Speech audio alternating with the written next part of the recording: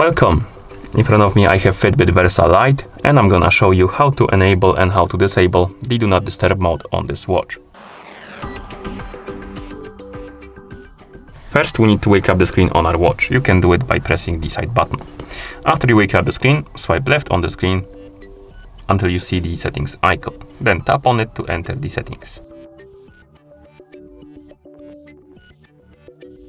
In settings, scroll down and find the Do Not Disturb mode option. Once you find it, tap on it. And here we can enable Do Not Disturb mode by tapping on Do Not Disturb mode. And it should switch to on. And once it does, you can press the side button a couple of times to go back to watch face. And now the Do Not Disturb mode is enabled. To disable it, basically open the settings again, tap on Do Not Disturb mode, and tap on it again to turn it off, and then you can press the side button a couple of times to go back to watch face.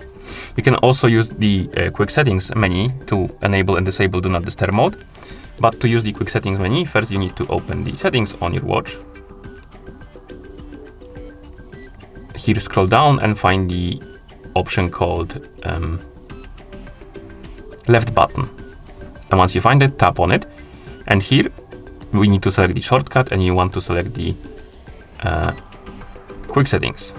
Once you select quick settings, tap on save, and now you can press and hold the side button to open the quick settings, and here you should see a couple of icons. And to enable the Do Not Disturb mode, tap on the Do Not Disturb mode icon, which is this one, the circle with the line inside of it. And once you tap on the icon, you will see the Do Not Disturb mode message right here. Tap on Got It, and you will see Do Not Disturb mode on. The icon will change the color, which indicates that the mode is enabled, and you can press the back button to go back to watch face. And if you want to disable it, by using the quick settings, press and hold the button, tap on the icon, you will see Do Not Disturb mode off. The icon will change the color, which indicates that the mode is disabled.